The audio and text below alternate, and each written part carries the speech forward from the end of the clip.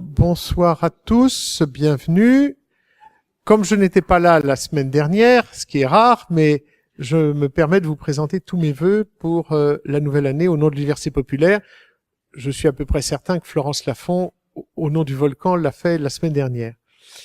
Nous continuons l'année, mais en nous éloignant de ce qu'ont été les dernières conférences de l'Université populaire, qui étaient, vous l'avez constaté, beaucoup plus orientées sur l'accompagnement de la programmation du Volcan.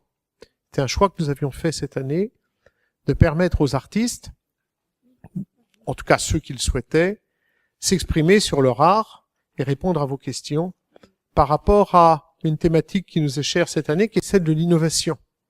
Innovation dans l'expression artistique, dans la création du spectacle vivant, qui est quand même des lignes directrices du Volcan.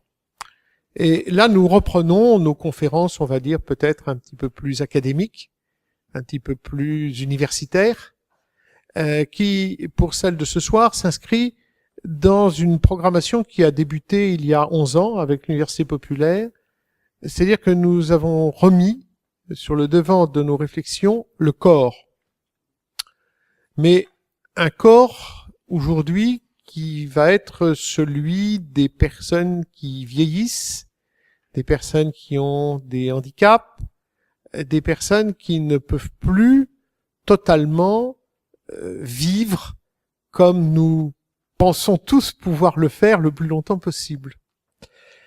La conférence de ce soir s'inscrit aussi dans une volonté de réflexion sur le numérique et la révolution des technologies du numérique dans cette société qu'on appelle société du numérique par rapport au vieillissement, par rapport au corps. Il y en aura deux autres. Vous avez vu le programme un peu plus tard dans l'année. L'une qui portera davantage sur les gigantesques bases de données médicales qui sont en train de se constituer. Avec quel objectif, pourquoi faire, à quoi ça peut conduire, quels sont aussi les dangers et les risques de ces big data.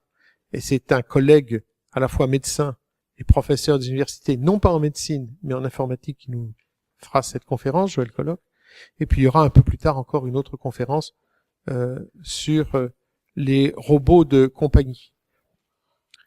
Nous n'en sommes pas encore tout à fait dans ce que la série de la télévision suédoise, que certains d'entre vous connaissent peut-être, qui s'appelle Real Humans, je ne sais pas si certains ont vu cette série, où notre monde est envahi de robots, en quelque sorte, mais qui sont exactement copies conformes, d'où le nom Real Humans. Ce n'est pas exactement le propos de ce soir, mais nous allons dans ce type de réflexion. Alors, les deux conférenciers de ce soir sont deux collègues de l'Université du Havre. Nous appartenons au même laboratoire, l'UMR-ID, l'UMR-CNRS-ID. Daniel Reger, qui est professeur de sociologie, qui a eu un parcours tout à fait intéressant dans sa carrière, puisqu'il n'est pas simplement un universitaire, mais il a eu aussi le contact réel dans une partie de sa vie qui s'éloigne déjà un peu de lui, avec les publics, si j'ose dire. Le terme est un peu désagréable, mais avec lesquels il a pu travailler. Et il est spécialiste des questions de vieillissement. Il a déjà organisé de très nombreux colloques internationaux sur cette question. En particulier, je me souviens d'un de ces grands colloques qui avait eu lieu à Rouen, il y a peut-être déjà 5-6 ans, je ne me souviens plus exactement.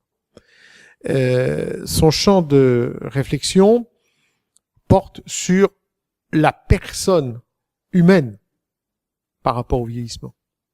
D'où l'intérêt de la réflexion de ce soir, en quoi tous les dispositifs qui sont mis peu à peu à la disposition des personnes vieillissantes et qui font appel à de la technologie et de la très haute technologie, j'anticipe, mais c'était déjà dans le résumé que tu nous avais proposé, eh bien cette technologie doit être au service de la personne. Et c'est pas à la personne de se plier ou de s'adapter aux exigences qui sont celles de la technologie. C'est bien de l'humain dont il est question ici. Et il est accompagné d'Emmanuel Nsamba, qui est doctorant. Il termine, je crois, prochainement, dans quelques mois, la soutenance aura lieu, une thèse de doctorat qu'il a conduite sous la direction de Daniel Reger. Et ils sont très complémentaires l'un et l'autre par rapport aux questions qui vont être abordées ce soir. Emmanuel a eu aussi une expérience de terrain. Je pense que c'est très intéressant d'avoir cette expérience de terrain qui est liée à l'Afrique. Les questions, même si ce n'est pas le propos de ce soir, c'est bon quand même que cela soit dit, les questions de vieillissement dans les sociétés africaines ne se posent pas encore dans les mêmes termes qu'elles se posent ici dans nos sociétés. Mais ça évolue très très vite. Et les liens de solidarité ne sont plus tout à fait, en tout cas en milieu urbain, ce qu'ils pouvaient être précédemment. Je vais donc leur laisser la parole, juste parce que je ne le ferai pas tout à l'heure, au moment où vous partirez. Vous avez tous le programme, je suppose. Nous avons un rendez-vous la semaine prochaine, qui est un atelier sur les mesures, proposé par nos collègues de la Fac des Sciences. Et puis dans 15 jours, vous aurez une conférence que j'aurai l'honneur de vous présenter sur ouverture et fermeture dans le monde qui est le nôtre aujourd'hui. Question ô combien d'actualité si vous suivez les débats qui surgissent un peu partout en Europe actuellement. Je cède la parole avec un grand plaisir à Daniel et à Emmanuel, que je remercie d'avoir accepté de nous proposer cette conférence ce soir. Merci Benjamin, bonsoir à tout le monde. Je prends la suite pour vous présenter tous les vœux. Donc on va parler tous les deux de travaux que nous avons faits. Et moi je vais faire un petit retour en arrière sur des travaux plus anciens qui sont datés ici, et même sur une expérience qui est antérieure à la publication, évidemment, dans la revue de gériatrie, et du temps où j'étais pas encore à l'université, Benjamin l'a souligné. Alors le titre, La machine sert-elle le corps défaillant, est tout à fait intéressant parce que avec le vieillissement, eh bien, plus ou moins inconsciemment dans les représentations, eh bien, tout apparaît comme si, arrivé à un certain âge, qu'on sait pas très bien définir, et tant mieux, 65, 75, 80, 85, peu importe, eh bien, d'un seul coup, eh bien, on était devenu une personne âgée. D'ailleurs, il y a encore des colloques où on parle on dit une personne âgée avec un Z, et comme si on était devenu d'un seul coup une personne uniforme, qu'on était uni par un critère très normatif d'âge, et qu'on n'était pas autre chose, alors que 90 ans, eh bien ça fait 90 ans que la société nous a formatés, a construit des inégalités, et beaucoup plus que quand on avait 1 an. Et donc c'est intéressant de penser cette question du corps aussi, parce que un certain nombre de représentations font que, et on va le voir tout de suite sur le plan professionnel, font que les représentations sur le vieillissement, eh bien, sont réduites souvent à l'être biologique. Et quand vous comparez dans les professionnels que les gens très âgés peuvent rencontrer, quand vous comparez le nombre de docteurs en médecine gériatre en nombre insuffisant, mais avec le nombre de docteurs sociaux, eh bien, la comparaison est tout de suite faite, puisque le nombre de docteurs sociaux, il n'y en a pas. Puisque le seul diplôme de gérontologie, le seul diplôme francophone de gérontologie qui existe dans le monde, il n'est pas en France. Et donc, c'est bien révélateur. Il est à Sherbrooke, au Québec. Et c'est donc bien révélateur de l'idée qu'on attache beaucoup d'importance au corps, et nous on va prendre un tout petit peu le contre-pied pour dire que la vieillesse, c'est pas seulement un repli sur l'être biologique, même si à la fin, eh bien la biologie fait qu'on est aussi mort, y compris socialement, encore que ça pourrait se discuter longuement, mais on n'est pas simplement un corps, on est aussi un esprit qui pense, qui agit, qui a envie de relations sociales, qui a envie même d'utilité sociale. C'est ce dont en fait nous allons vous parler tous les deux ce soir. Alors la première chose peut-être que le timing de notre intervention, j'ai commencé à parler de l'origine, on va dire de la domotique, ou plus exactement l'origine de la télérelation au sens de relation à distance, et vous allez voir qu'il n'y a pas de numérique dedans du tout. Ensuite, Emmanuel Niossaba parlera de travaux qu'il a menés et qui ont donné une publication commune à plusieurs chercheurs de l'université ici. Donc parlera du robot Nao, de ses usages, et puis nous aurons une conclusion commune qui est évidemment qui ne se réduit pas tout à fait à ce mot relation, mais pour lequel effectivement la relation est une question importante. Alors moi, mon premier contact avec la télérelation, ça va vous faire sourire. C'est quand j'étais sur le terrain. Enfin, je pense que je suis toujours sur le terrain. D'une part parce que chercheur, je continue à faire des entretiens, et puis l'université n'est jamais hors sol complètement, surtout je dirais en sciences sociales. Et donc quand j'étais responsable d'un service à domicile, là c'est dans les années 80, ça va remonter un petit peu, et bien on avait déjà de la télérelation dans une situation qui fait sourire, puisque c'était une personne âgée qui habitait dans une maison individuelle, et son fils avait fait construire une maison juste à côté sur le même terrain pour pouvoir s'occuper de sa mère, chacun ayant un peu son indépendance, mais en même temps pour pouvoir veiller. Et puis les années allant, la personne, la maman âgée, eh bien avait besoin de pouvoir appeler la nuit s'il y avait un problème. Et donc ils s'étaient bricolé un système avec une petite poulie là. Donc la dame âgée, elle avait dans son lit une corde qui arrivait pour pouvoir tirer dessus, et avec un système de poulie, eh bien ça arrivait entre les deux maisons qui étaient toutes proches l'une de l'autre, ça arrivait dans la maison du fils qui était pas loin. Et là où ça fait sourire, parce que je suis sociologue, mais malgré tout j'ai un peu touché à la psychanalyse à un moment donné dans ma vie, eh bien au bout de la corde, s'il n'y avait pas une cloche, mais le fils était relié par le poignet à la ficelle. Et donc, quand la personne âgée tirait, eh bien, le fils, qui avait une famille, qui avait une conjointe, eh bien, plop, il était alerté, réveillé pour dire, il y a quelque chose qui va pas. Tout le monde a vu, d'un point de vue psychanalytique, l'intérêt d'y voir le cordon ombilical. Mais donc, voilà, c'était d'une certaine manière la première télérelation, et du coup, on peut imaginer que, eh bien, cette relation à distance, eh bien, était déjà bricolée peut-être bien antérieurement encore, avec différents systèmes. Et puis petit à petit, eh bien, on n'avait pas le numérique à l'époque. On est dans les années 80, ça paraît une éternité pour les étudiants en général. Mais bon, voilà, c'était quand on a connu les années 80, c'est pas si vieux que ça, et on se dit que le temps passe très très vite. Et donc, on avait commencé à avoir des systèmes avec une bande magnétique préenregistrée, un numéro préenregistré sur une bande magnétique, et ça a duré assez longtemps comme ça.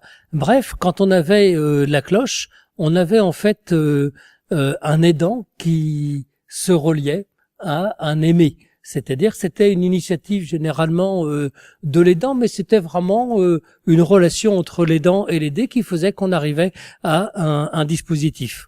Alors que lorsque on a eu un système, un boîtier avec une bande magnétique préenregistrée, eh bien, les acteurs n'étaient plus tout à fait les mêmes, puisque intervenait là un professionnel, ne serait-ce que pour vendre le dispositif, et qui reliait donc l'aidé à l'aidant.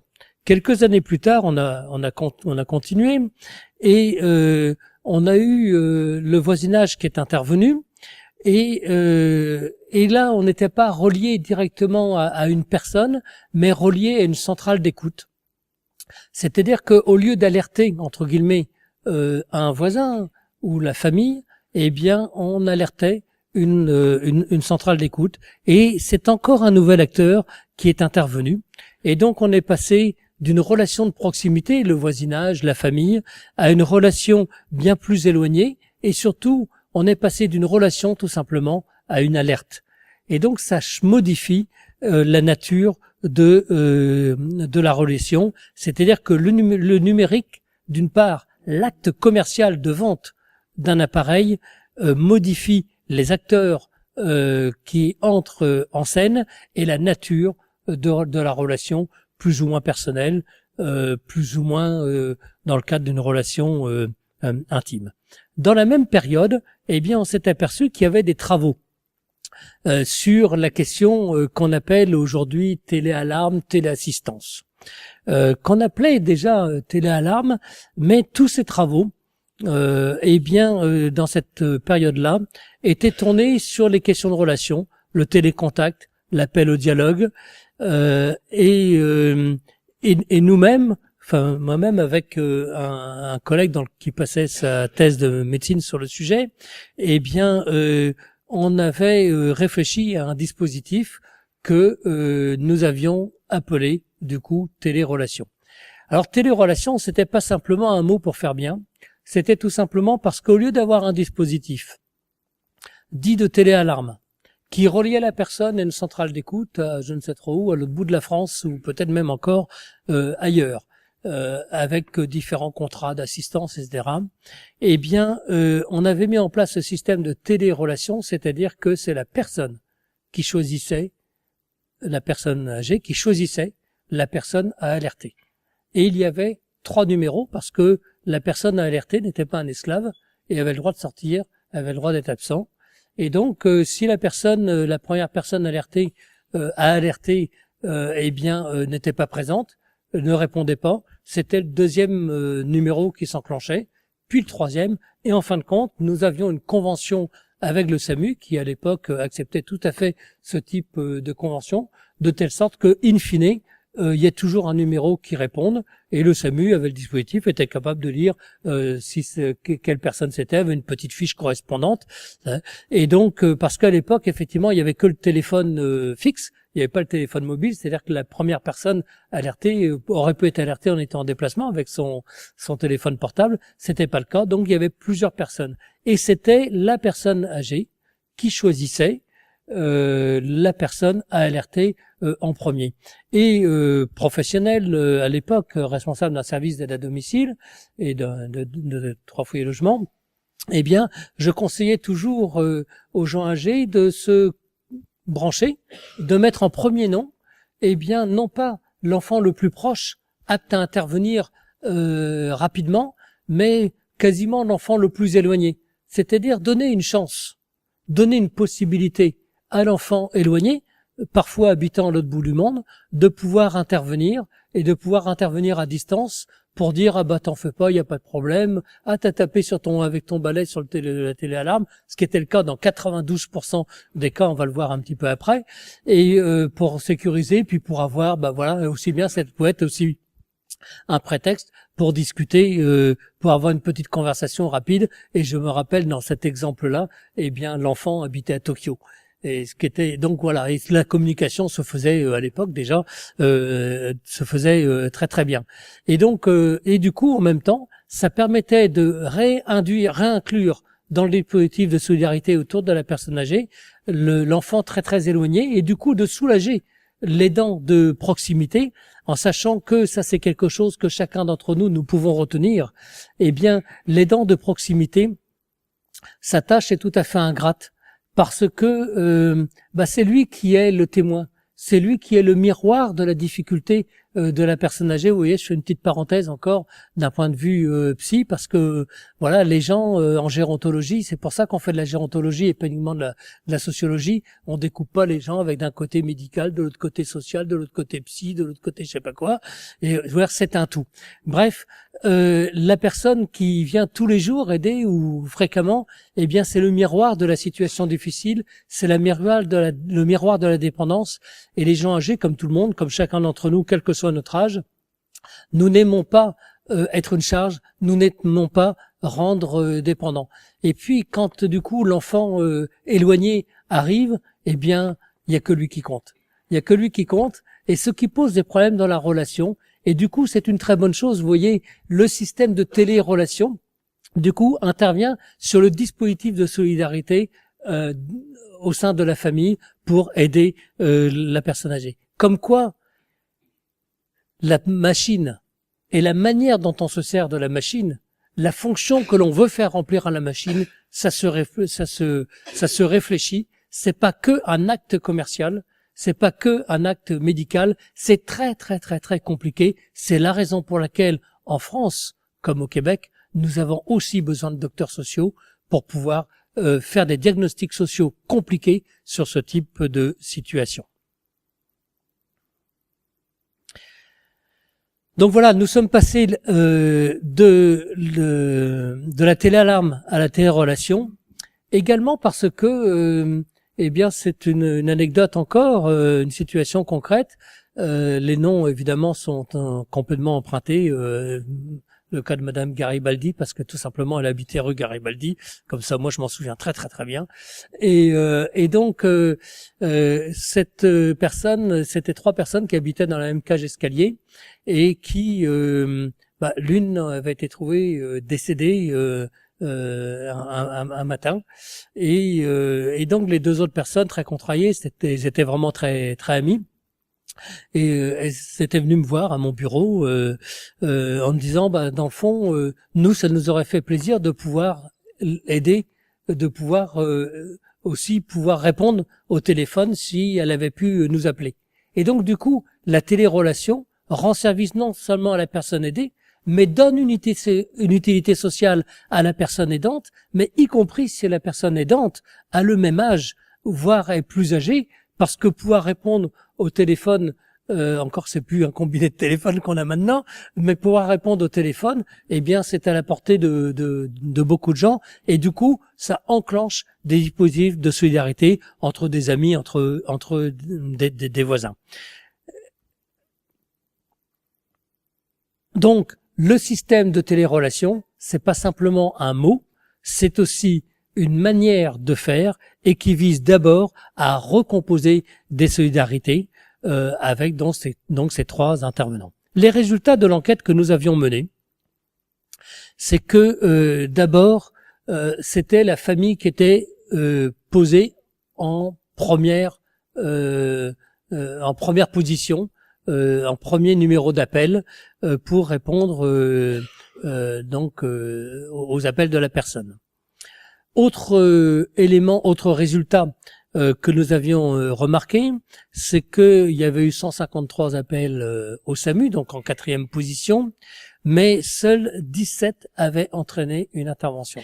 C'est-à-dire qu'en fait, les appels étaient des appels par erreur ou voilà. Seuls 17 avaient nécessité une intervention et 2 avaient nécessité une évacuation par ambulance. C'est-à-dire que même si on n'avait eu qu'une, c'était très utile d'avoir ce système de télérelation, à condition que, antérieurement, on n'ait pas créé une psychose de la maladie, une psychose de la vieillesse, une crainte, une alarme engendrée, un moment de difficulté par crainte qu'il arrive un problème. Vous voyez, en sociologie, on appelle ça la théorie de la proclamation autoréalisatrice, c'est-à-dire que on dit qu'il y a un problème et du coup le problème survient.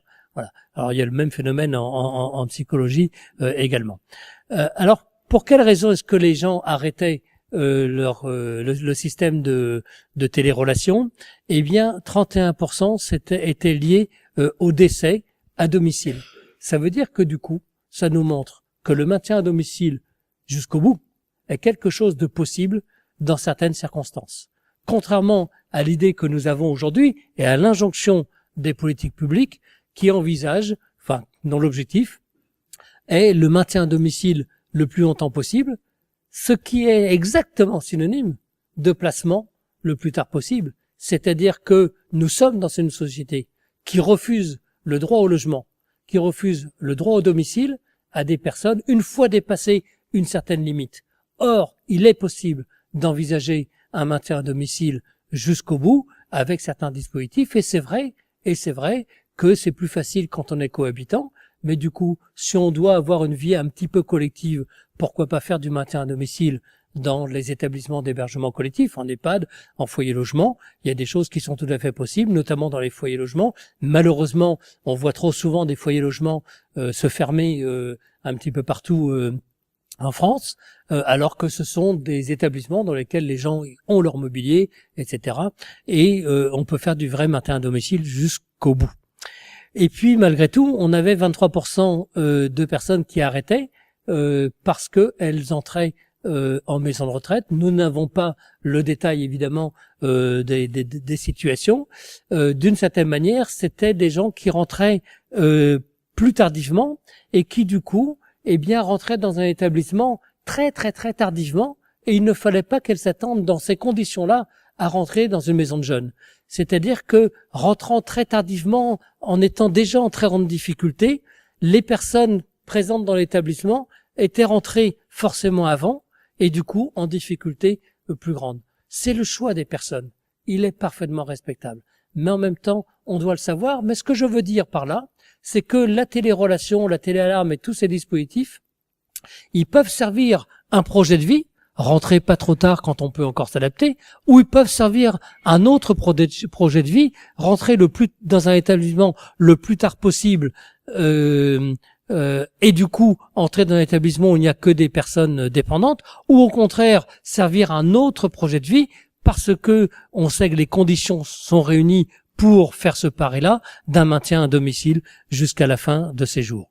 Pour être en toute rigueur, il y avait d'autres raisons de fin de prise en charge, dont 9% pour des raisons inconnues, mais également on notera des personnes qui refusaient le dispositif parce qu'elles le vivaient comme une appréhension. Et de ce point de vue-là, je voudrais juste citer le cas de Madame, je l'appelle Madame Vendredi, parce que c'était arrivé un vendredi, une dame chez qui on avait installé un dispositif de télérelation à la demande des enfants, et la dame vient me voir dans mon bureau un vendredi en disant un peu paniqué, est-ce que vous pourriez me donner le bip pour la téléalarme parce que je trouve plus le mien. Alors je dis mais écoutez, moi je peux vous prêter un bip, vous me le rapportez lundi, c'est pas un problème, mais ça vous sert à rien parce que il y a une question de code et ça va pas vous alerter. Oui, mais j'ai mes enfants qui viennent. Et tout de suite, ça n'a fait qu'un tour. C'était les enfants qui avaient payé le système de téléalarme. Et il était tellement utile, il était tellement précieux ce système de téléalarme que la dame l'avait très très très très bien rangé au point de ne plus savoir où il était. Mais pour les enfants qui avaient payé et qui se sentaient sécurisés, vous voyez, c'était pas la personne âgée qui avait besoin d'être sécurisée, c'était les enfants. Eh bien, il fallait absolument montrer qu'elle avait le bip. Je vous assure que c'est des exemples très très très concrets que je vous donne. Et puis, évidemment, la personne m'avait ramené son bip le lundi en me disant « Oh, à peine rentré chez moi, je me suis rappelé où est-ce que je l'avais rangé. » Bon, voilà, tout était bien qui finissait bien.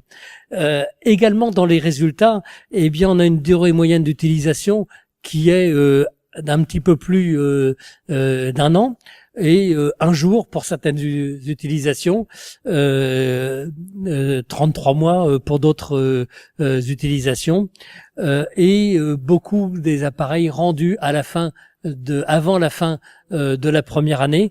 Et en fait, en croisant les résultats, nous nous étions aperçus que les appareils qui étaient rendus très très rapidement, et notamment dans l'année, c'était des gens qui étaient déjà en très grande difficulté, qui avaient peut-être été équipés peut-être un petit peu un peu trop tardivement, peut-être trop, enfin du moins très très tardivement.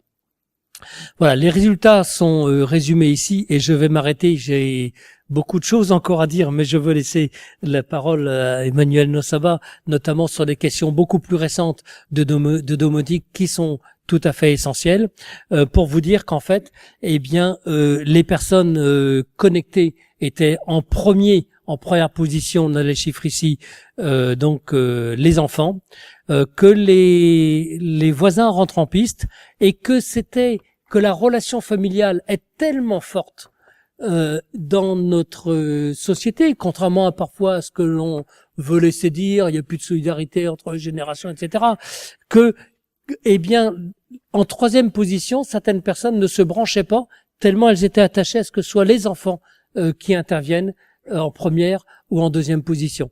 Et le fait qu'il y ait personne dans 79 cas de branchés en troisième position, le plus souvent c'est parce qu'il n'y avait que 2 enfants, et ce qui est devenu une situation relativement courante. Je fais le lien là, de ce point de vue-là, avec nos travaux sur le vieillissement dans les pays du Sud, où on est encore, parfois dans certains pays, en début de transition démographique, et où il y a beaucoup plus d'enfants pour s'occuper des gens âgés, mais un jour, il n'y aura plus que 2 enfants, et les solidarités familiales ne pourront pas être de même nature avec évidemment moins d'enfants. Voilà, j'accélère volontairement pour vous dire que la première conclusion de tout ça, c'est que la technologie n'est pas forcément un remède miracle, mais en même temps, il n'y a aucune raison de rejeter la technologie. La technologie peut être pour le meilleur et pour le pire, tout dépend ce qu'on en fait. Et donc, bien sûr, le corps est là, bien sûr, il y a des difficultés, mais chacun imagine bien que les difficultés, par exemple, on parle aujourd'hui, ça c'est aussi une manière de médicaliser le social, on parle aujourd'hui beaucoup d'Alzheimer, il y a bien d'autres situations, n'importe quelle difficulté, eh bien, est beaucoup moins difficile à gérer dans une situation de cohabitation, quand il y a encore 2 personnes qui sont en vie, que lorsque on n'est pas en cohabitation et qu'il y a une personne isolée pour qui effectivement il y a des craintes de se trouver tout seul pendant un temps relativement long. Et il faut savoir que le maintien à domicile, quelquefois, eh bien ça signifie une visite par semaine pour une personne quand elle a une aide ménagère 1 fois par semaine ou 2 fois par semaine. Quelquefois, le maintien à domicile, ce sont des situations un petit peu compliquées. C'est aussi la raison pour laquelle moi je prône des objectifs de politique publique qui s'adaptent à toutes les personnes, quel que soit le lieu où elles ont élu domicile. Et si on avait un projet de politique publique qui soit pas maintien à domicile limité au plus longtemps possible, mais qui soit tout simplement maintien dans une vie sociale, ou mieux encore, soutien à une recomposition d'une vie sociale, quand les commerçants ferment, quand les collatéraux décèdent, quand il y a la naissance des arrière-petits-enfants, il y a besoin de recomposer de la vie sociale, et même au-delà, quand on est devenu en grande difficulté, le plus grand plaisir qu'on peut faire à une personne, c'est de lui reconnaître une utilité sociale. Donc la question majeure, c'est en quoi cette technologie et les plus modernes dont va vous parler Emmanuel Nyansaba, eh bien, en quoi ces technologies peuvent soutenir la relation et soutenir même une nouvelle utilité sociale des personnes âgées. Je vais accélérer pour donner la parole tout de suite à Emmanuel Nyansaba. Je voudrais insister pour dire que le pendentif en bandoulière, le bracelet, tout ça peut créer, et là c'est la technologie pour le pire, peut créer de la psychose de la maladie et faire que la personne se sente plus âgée que ses capacités, que ce qu'elle est dans la réalité.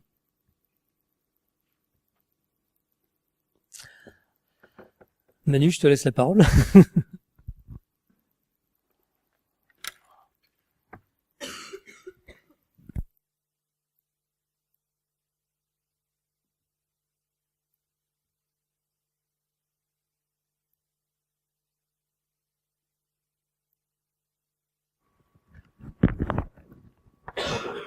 Bon, merci. Pour prolonger les propos qui viennent d'être dits par Monsieur Reguer, je vais donc vous présenter quelques résultats d'une enquête sociale réalisée dans le cadre d'un projet de développement d'une plateforme cognitive pour l'assistance aux personnes dites dépendantes. Ce projet s'intitule Koala. Je vais organiser donc mon propos en 3 points. Je vais d'abord dire 2 mots sur ce projet. Ensuite, je vais évoquer brièvement la méthodologie de l'enquête et je terminerai sur quelques résultats et recommandations. Donc, le projet Koala, c'est un projet qui a débuté en novembre 2012 et qui devait s'achever en juin 2015. Il regroupait 6 partenaires, 2 en France et puis 4 en Angleterre. Il était essentiellement piloté par l'école d'ingénieurs SIGEREC de Rouen. Donc nous étions sur la dimension sociale. Il s'agit d'un projet qui s'inscrit dans un champ de recherche interdisciplinaire et qui vise à mobiliser donc les technologies de l'information et de la communication, mais surtout la robotique, pour répondre à de nouveaux besoins et usages en termes d'évaluation de l'état de fragilité, d'assistance à la mobilité et de maintien du lien social et de la communication pour les personnes en situation de dépendance. Donc, comme le montre ce petit dessin, ou bien sinon ce scénario, le système Equara intègre un ensemble de capteurs hétérogènes et collaboratifs basés sur une chaise roulante, instrumentée et un petit robot humanoïde. Pour ce petit robot humanoïde, en fait, il s'agissait de développer des fonctionnalités avancées et qui permettraient d'offrir des avantages significatifs pour l'aide au diagnostic médical, la maintenance des matériels et les interactions sociales avec la personne, sinon avec le patient. Pour la chaise roulante, il s'agit en plus d'intégrer des solutions d'instrumentation pour la mesure de paramètres physiologiques comme la tension, la température ou bien la détection en cas de malaise et pour une meilleure amélioration de la mobilité. Donc, le projet visait donc à répondre à de nouveaux besoins et usages en intégrant les attentes des aidants et des utilisateurs, donc les futurs utilisateurs tout au long du projet. C'est dans ce contexte, au fait, que c'était membre justement de notre laboratoire, dont Patricia Sajous, géographe, et Monsieur Reguer et moi-même avaient collaboré à ce projet dans cette première phase du projet pour administrer notamment une enquête de réception sociale auprès de différents acteurs, les aidants familiaux, donc les familles, les personnes concernées, visées, et médico-sociaux. Ça, c'est le scénario qui est proposé, justement, l'interaction, la collaboration entre le petit robot humanoïde et la chaise roulante. À propos de l'enquête, nous avons concentré, comme nous l'avons vu tout à l'heure, notre problématique, en tout cas, sur le rôle que peuvent jouer ces systèmes Koala dans le processus de soutien à l'organisation d'une vie sociale des personnes en situation de handicap. Par cette approche, donc il faut en tout cas rappeler que les personnes en situation de handicap, jeunes ou adultes, vivent des situations contrastées à domicile ou en institution, en tout cas au-delà de l'état physique ou de santé. Plusieurs études montrent que ce sont des personnes qui mènent un combat permanent contre les accidents domestiques, contre l'isolement, la solitude, et même, je dirais, contre des formes plus ou moins visibles d'exclusion. Dans notre approche, intégrer l'hypothèse qui est l'une des préoccupations majeures des personnes en situation de handicap et la recherche de relations. Dans ce processus de soutien aussi, on souligne également les difficultés que rencontrent notamment les aidants, parfois surchargés par la quantité de travail, pour répondre de manière effective aux attentes de personnes aidées. C'est dans ce contexte que nous avons considéré que l'usage de la machine, de ce petit robot, pouvait se situer dans une double action, être dans la stimulation de la personne pour la relation et dans l'aide à l'aidant. L'enquête sociale a été réalisée dans les deux villes de Rouen et du Havre, au sein des établissements pour personnes âgées et handicapés et auprès des acteurs divers, auprès des familles et des aidants professionnels. Dans la constitution de l'échantillon, nous nous sommes donc intéressés au handicap à 2 âges de la vie, auprès de jeunes, adultes et auprès de personnes âgées. Nous avons fait le choix d'un échantillon moins représentatif, mais caractéristique et des situations, en ciblant des situations spécifiques, parce que les contacts que nous avions pris auprès de ces établissements nous avaient permis de repérer ces situations pour lesquelles on pouvait justement essayer d'interroger à propos de ces systèmes ECOALA. Donc, nous avions retenu une personne en fauteuil roulant, électrique ou manuel, personne se déplaçant avec difficulté à l'aide des déambulateurs ou l'aide des barres d'appui, nécessitant rapport de service pour les actes essentiels de la vie quotidienne, sans imposer quand même une surveillance. Et une troisième situation concernait une personne qui peut être atteinte de la maladie d'Alzheimer ou apparentée nécessitant une surveillance régulière.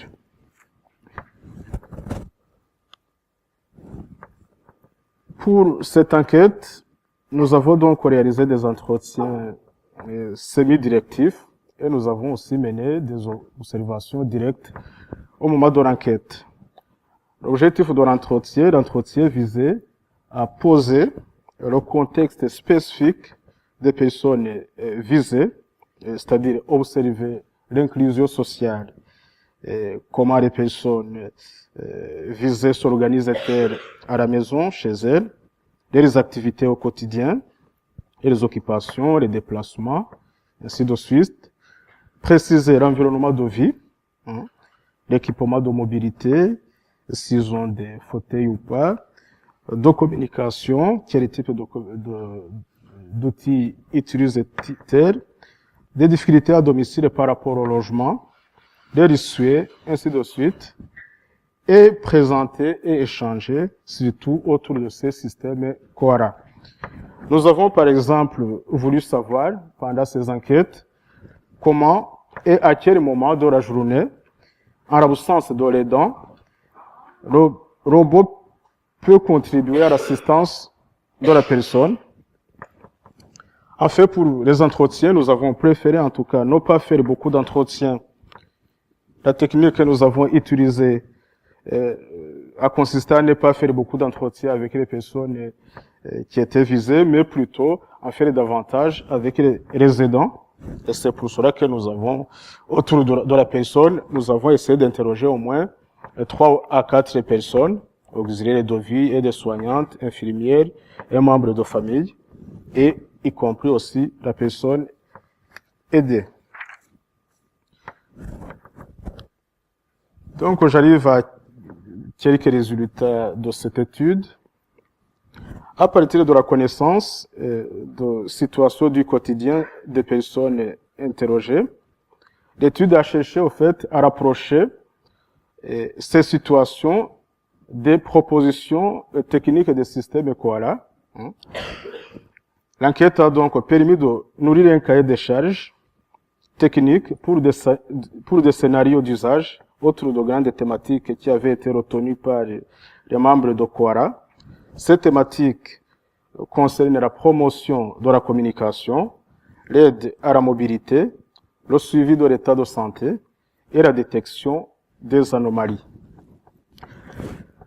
Concernant le premier objectif, celui de promouvoir la communication, d'abord un premier constat peut-être à souligner, c'est que à propos de l'usage des technologies de l'information et la communication associées au système ECOARA, et nous avons constaté d'abord que chez les personnes âgées, la manipulation du téléphone fixe était apparue comme la plus familière. Et il y avait peu, en tout cas, nous n'avons pas rencontré d'ailleurs les gens qui utilisent, parmi les personnes âgées, rencontrer les gens qui utilisent les téléphones, les smartphones, ou qui utilisent notamment les smartphones, puisque justement, ces scénarios aussi vont essayer d'intégrer aussi l'usage des téléphones, notamment avec des applications modernes. Donc, chez les personnes handicapées, on constate par contre une meilleure familiarité aux techniques en général dans le quotidien et plus d'ouverture vers l'informatique et la nouvelle génération de TIC. Donc, nous avions alors suggéré que ce système devrait en tout cas tenir en compte de ces observations. Mais le résultat essentiel dans cette premier objectif, c'est que il y a un accord d'abord, lorsqu'on a parlé du robot, en quoi il peut contribuer justement dans le soutien à la personne âgée. Ce qu'on constate dans ces résultats, si en tout cas un accord pour la substitution à des tâches ménagères par des systèmes techniques fait unanimité, mais on insiste sur la présence humaine au moment notamment des repas ou de la toilette. Ces deux moments sont en tout cas très importants car ils constituent plutôt des occasions pour l'échange. Et j'ai mis un exemple d'un extrait d'entretien qui l'illustre mieux. Donc oui, ça peut nous remplacer par exemple au ménage. Ça, c'est une auxiliaire de vie. Je vais dire le moment de la toilette, du repas, ça reste le moment quand même où les personnes souhaitent que l'on soit là. On joue le rôle de stimulateur.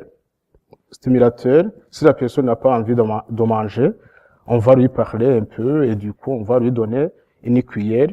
Elle va manger sans faire attention. Elle mange en fait. Pour les tâches ménagères, ça serait pas mal. On ne veut pas que ce robot nous remplace toute la journée. Donc,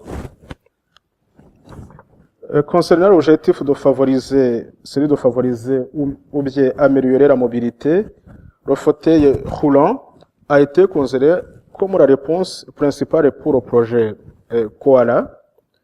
Cependant, à propos des caractéristiques techniques, le besoin social qui a été exprimé à travers ces entretiens a porté sur un fauteuil moins imposant que ce qui existe actuellement, plus léger sur le principe de motricité électrique, pouvant éteindre les plages de déplacement à l'extérieur, la nuit par exemple. Par ailleurs, lorsqu'on parle de chaises roulantes ou bien fauteuils, les représentations sont très éloignées entre les deux catégories de personnes considérées. Les personnes âgées ont en général une mauvaise image car il sera apparaît dégradant et renvoie en tout cas à la perte d'autonomie. D'ailleurs, certaines repoussent au maximum son utilisation. Comme on le montre certains exemples, certaines personnes en tout cas préfèrent même rester enfermées à la maison, de peur d'être vues à l'extérieur en fauteuil roulant. Si je prends un exemple de cette dame de 93 qui marche difficilement, qui a refusé d'utiliser le fauteuil roulant. Et c'est sa fille qui nous racontait. Elle dit, elle ne veut pas, donc elle ne veut pas de fauteuil roulant. On lui propose de l'amener à Auchan parce qu'elle adorait, elle aimait beaucoup aller à côté, et elle mangeait au restaurant, et puis non, surtout pas qu'on la voit dans un fauteuil roulant, c'est très dégradant. Donc, nous avons beaucoup d'exemples sur ce sujet justement qui montrent bien des représentations qu'on a vis-à-vis de ces, notamment du fauteuil. Pour les handicapés plus jeunes, c'est un objet du quotidien. Ils sont en tout cas en recherche de formes d'aide permettant d'améliorer leur quotidien, sinon de s'adapter au handicap. À propos de l'objectif qui concerne la télémédecine, sinon le fait de suivre l'état de santé, le principe de relever des données physiologiques a suscité, en tout cas, aussi bien la curiosité que la méfiance. Certains interrogés et craignent que cette technologie, donc la télémédecine et le robot, viennent isoler davantage les personnes en situation de handicap ou bien de dépendance. Vous avez lorsqu'il se projette, il souligne en tout cas ce risque d'isolement, comme dans les entretiens, comme le montrent ces différents entretiens que j'ai mis là pour illustrer la situation. Je ne crois pas, je craindrais moi-même, quelque part, puisqu'on parle d'isolement, qu'on isole de plus en plus ces personnes avec ce genre de choses. C'est vrai, c'est très intéressant, les technologies. Ce serait très bien pour les gens qui sont très actifs, parce qu'ils n'ont pas assez de temps pour aller chez le médecin, non pas pour les personnes âgées qui ont besoin de contact, qui ont besoin de voir du monde. Et je pense que ça isolerait davantage. Ou bien l'autre qui dit, moi, je trouvais que le contact d'une infirmière qui passe, c'est quand même important, parce que l'infirmière va passer s'il ne se sent pas bien, si la personne ne se sent pas bien. Si c'est un robot, celui-ci ne va pas détecter la personne qui va bien ou pas. Tandis qu'il y a le contact immédiat de l'infirmière, elle va dire, oh, je me sens pas bien. Et l'infirmière va dire, il faut la surveiller ou bien il faut justement s'occuper d'elle. Chez les infirmières, par contre, la télémédecine a semblé surtout comme une bonne perspective, mais on a souligné que le contexte d'utilisation risque de compliquer dans la mesure où le suivi se fait via le fauteuil. En tout cas, la télémédecine paraît dans ses résultats peu crédibles, et notamment chez les gens âgés, dans le cadre des rendez-vous réguliers pour suivre l'évolution de l'état de santé. En revanche, une télémédecine d'urgence est un scénario qui a été évoqué par les différents enquêtés pour détecter des anomalies, comme la hausse de température, en cas de malaise. Donc, ils ont beaucoup souligné là-dessus. D'autres interrogations qui ont été soulevées concernent en tout cas le risque de fracture numérique, la question d'inégalité. Plusieurs interrogés craignent en tout cas que ces technologies creusent les inégalités chez les personnes concernées. Justement, la question du coût, le robot, quand il va arriver sur le marché, ne va pas coûter justement la question du coût était soulignée. Et puis aussi, on souligne la question d'efficacité, de faisabilité même, et aussi de défaillances, des défaillances éventuelles, donc des défaillances techniques éventuelles qui pourraient arriver justement si, en cours de déplacement, ce robot tombe en panne, ou bien si le fauteuil justement tombe en panne parce qu'il va être justement, va avoir plusieurs justement fonctionnalités, plusieurs applications interreliées. Donc, on crée justement que qu'il y a justement ce problème de défaillance, voire même de faisabilité.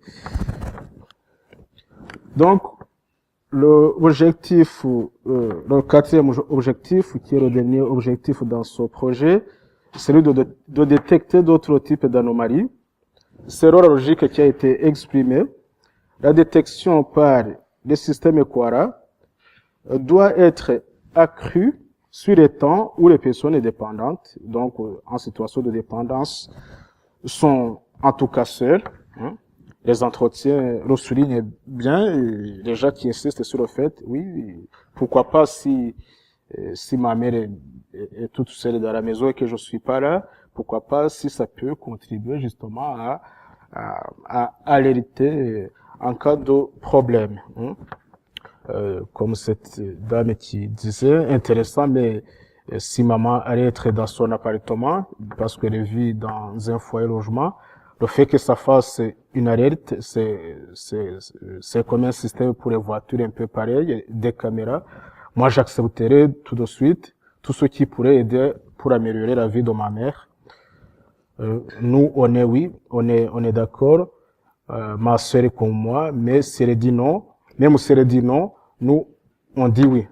Donc, il y a en tout cas, pour les aidants, notamment les familles, la recherche en tout cas de tout ce qui peut améliorer justement la vie de leurs parents. Des systèmes tels que Quora peuvent être en tout cas acceptés dans certaines mesures, tant qu'ils ne viennent pas stigmatiser les personnes qui en possèdent. Je cite par exemple cette gestionnaire d'un établissement pour personnes âgées et qui considère que comme il y a des appartements qui sont équipés de détecteurs d'incendie, des ondes de choc, c'est très bien. Moi, je trouve que c'est super bien. Je crois que ça serait peut-être mieux accepté parce que du coup, c'est dans l'appartement. C'est pas marqué sur la personne. Il n'y a pas de repère au niveau de la personne. Je crois que ce qui les gêne le plus, c'est que lui, il a son médaillon par rapport à moi qui n'aurait pas. C'est moins gênant d'avoir des ondes de choc, des détecteurs que des brasseries, que des choses comme ça. Donc, et surtout dans l'entretien, elle avait souligné la question justement du médaillon, où les gens, certaines personnes âgées se plaignaient d'avoir justement tout le temps le collier au cours du coup justement, et qui disait que se sentait justement ce collier qui renvoie à l'image plus ou moins dégradante, et surtout il y en a qui disaient que faut arrêter nous donner ces colliers, on n'est pas des chiens qu'il faut à chaque fois justement attacher. Donc, les autres anomalies évoquées correspondent à des imprévus durant la mobilité. Les personnes se projettent et estiment que ces systèmes pourraient permettre de gérer directement la présence d'obstacles, donc notamment au fauteuil, les batteries qui sont déchargées, ou encore avoir une téléassistance à l'intérieur comme à l'extérieur, couplée au fauteuil, qui permettrait, en fonction des situations, de prévenir différentes personnes de l'entourage ou des professionnels. Et comme conclusion à propos de ces technologies, l'attente sociale, en tout cas, qui a été exprimée concernant le démonstrateur Quora, a confirmé notre hypothèse de l'importance des relations sociales. En effet, la présence de la famille ou de l'aidant ne doit en aucun cas être remise en cause. Le contact humain, notamment avec le médecin, est vivement souligné. Ces systèmes ne devraient pas se substituer à des personnes pour des tâches impliquant un contact humain, notamment la toilette ou bien le repas. En revanche, en dehors des temps de présence des aidants, les systèmes Quora peuvent être présents dans l'environnement de la personne pour l'aider à gérer à la place de l'aidant ou de la famille des imprévus de différentes natures. C'est donc avant tout la complémentarité qui est recherchée. Tout se passe, en tout cas, tout se passe comme si l'aide de la technologie ne doit pas être seulement pensée pour la personne handicapée ou bien en situation de dépendance, mais aussi en direction de l'aidant. Il s'agit alors de soulager l'aidant afin qu'il puisse se centrer sur la relation.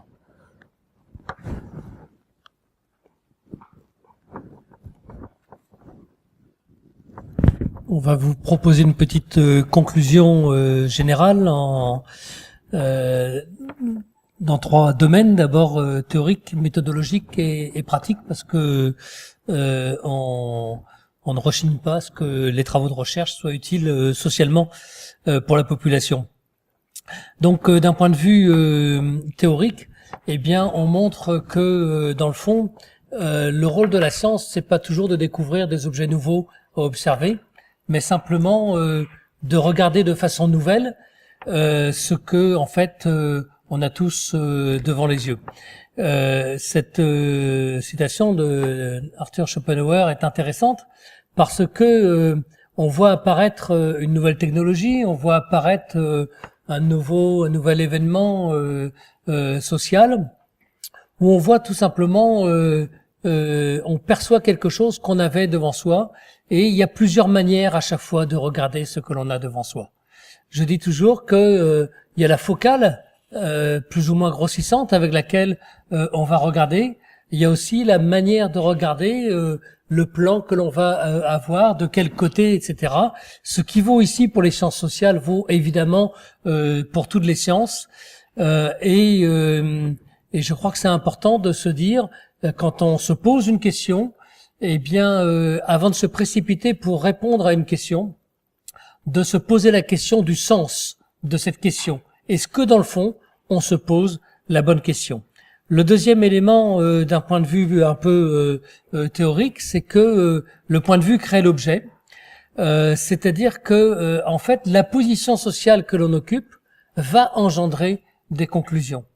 Que nos amis des Sigelec, je dis nos amis parce qu'on avait, à force de travailler ensemble, bien sympathisé, se disent, voilà, j'ai un super robot Nao, il marche bien, dans le fond, je suis sûr, ça pourrait être utile pour les personnes âgées. Bah voilà, que demande le peuple? C'est super bien de pouvoir dire, j'ai une technologie, en quoi est-ce qu'elle peut être utile pour la vie des personnes âgées?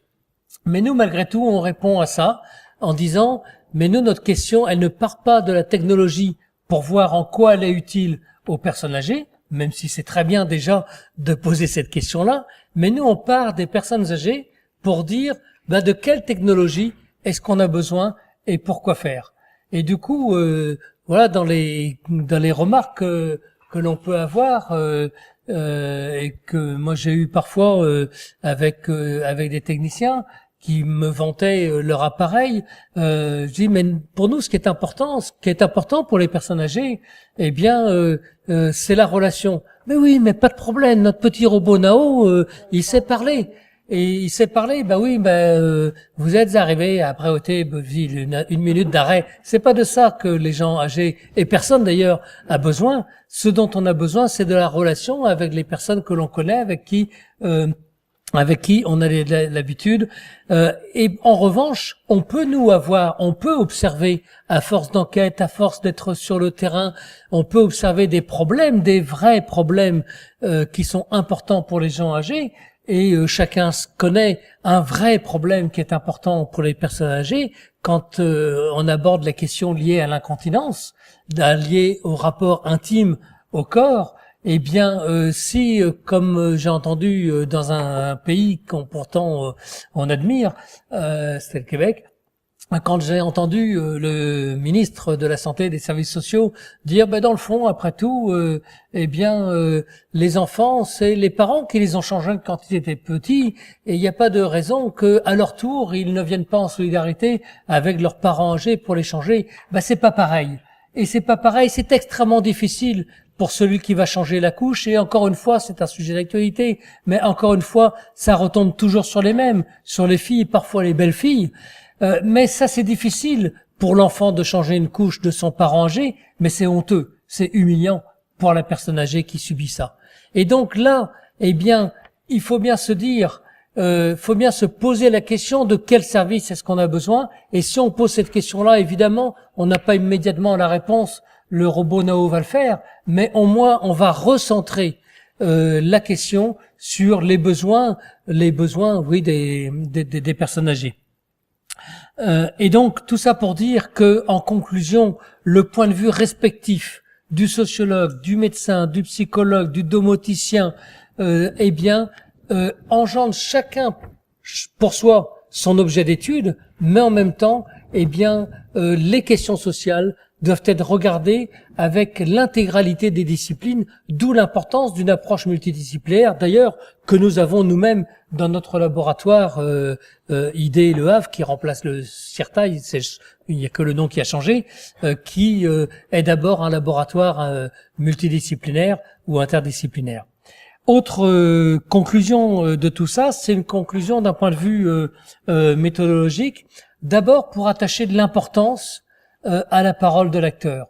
Parce que l'acteur, alors un sociologue très connu, a dit l'opinion n'existe pas. Sous-entendu, l'opinion n'est jamais que la restitution de l'opinion dominant. Oui, c'est vrai. Oui, c'est vrai. La première opinion, la première pensée qui était mise par les personnes, qu'elles soient âgées ou pas âgées, eh bien, c'est toujours une parole importante pour révéler la pensée dominante, pour révéler le paradigme dominant. Ça veut pas dire qu'il n'y a pas possibilité d'accès à une deuxième parole plus en profondeur, à une deuxième parole plus intime, à une deuxième parole plus individuelle. C'est tout le travail sociologique auquel appellent des gens comme Georges Ballandier, en parlant d'aller rechercher le palier en profondeur pour connaître une pensée plus profonde et ne pas se limiter à la première pensée superficielle qui ne fait que révéler le paradigme dominant. Donc, atteindre le palier en profondeur, c'est vraiment quelque chose. Aller rechercher, aller toujours sur le terrain, aller faire nos enquêtes. Il n'y a pas de sociologie s'il n'y a pas d'enquête. S'il n'y a pas d'enquête quantitative, on en fait, il y a beaucoup de sondages d'opinion, etc. Mais d'enquête qualitative pour aller rechercher ces besoins qui sont de plus en plus en perpétuelle évolution. C'est d'autant plus important que il faut se prémunir contre l'effet de dissonance cognitive, qui est tout simplement le fait que lorsqu'on a un problème, eh bien, qu'on n'arrive pas à résoudre ce problème, on finit par reconstruire le problème pour mieux l'évacuer et trouver une sortie honorable pour soi en évacuant le problème. D'où l'importance d'avoir des enquêtes sociologiques, qualitatives, quantitatives également, mais qualitatives qui nous permettent d'avoir accès à l'expression profonde des gens âgés. En fin de compte, des conclusions pratiques. Eh bien, le premier besoin, nous l'avons redit, nous l'avons constaté dans des conditions d'enquête complètement différentes. Et on vous a pas fait part d'autres enquêtes. On en a pour un certain nombre d'heures, si vous voulez. Hein. Et je pense tout de suite à une enquête que j'avais menée dans les foyers logements de la ville du Havre. Eh bien, figurez-vous que toutes les personnes qui avaient un ordinateur, il n'y en avait aucune qui avait ni Word ni Excel. Inutile de vous dire que tout le monde avait et Word et Excel, mais que les gens ne s'en servaient pas. Simplement, ils s'en servaient pourquoi? Simplement pour faire des mails, parfois seulement par Skype, par d'autres logiciels, je ne veux pas faire publicité. Eh bien, tout simplement, ils avaient une sorte de rendez-vous de relations hebdomadaires, le dimanche, le samedi, peu importe, parfois plusieurs fois par semaine. Et ils ne savaient se servir dans le système, dans l'ordinateur, que de ce système de relations. Et c'est vraiment ça dont on a besoin. L'homme est un animal social. Oui, il a un corps biologique. Oui, il est aussi d'abord un élément social, pas uniquement psychologique, également social. Et son grand besoin, c'est la relation et éventuellement, au-delà de la relation, l'utilité sociale. Et donc, si on reste dans les représentations sur le vieillissement comme étant d'abord un repli sur l'être biologique, comme étant d'abord le vieillissement uniformisant tout le monde vers la mort, eh bien on aura tout raté et la vie elle continue jusqu'au dernier jour de la vie. Et donc jusqu'à ce dernier jour, et peut-être encore plus le tout dernier jour et les tout derniers moments, ce dont la personne a besoin, c'est évidemment, encore une fois, la relation. Donc c'est le grand mot que l'on veut vous dire ce soir, parce que c'est pas une découverte, c'est tellement évident. C'est ça le problème de la sociologie, parce que on a aussi quelquefois, c'est un peu compliqué ce qu'on a à dire, ah ouais, à quoi ça sert, on comprend pas.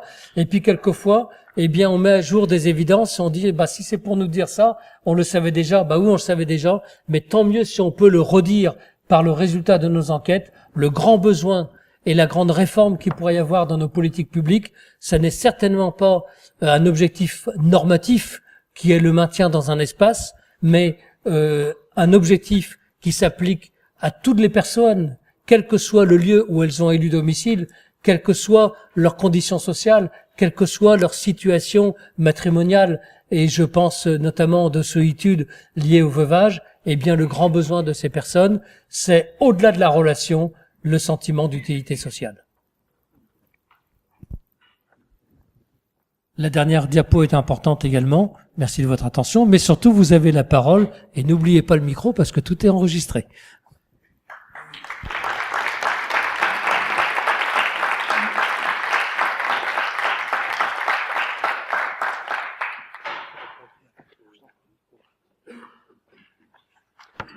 Comme à l'accoutumée, deux micros circulent, un à droite et un à gauche. Vous levez la main et vous attendez que le micro arrive pour être bien enregistré. Merci.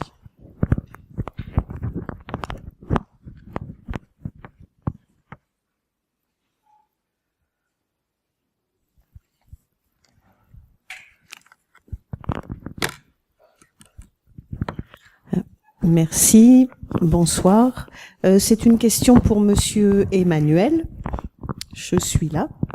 Donc vous avez écrit, on insiste sur la présence au moment des repas ou de la toilette d'une personne humaine auprès de l'aidant.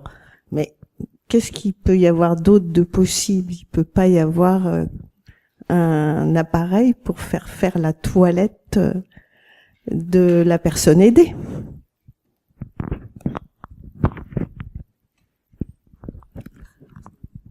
Merci.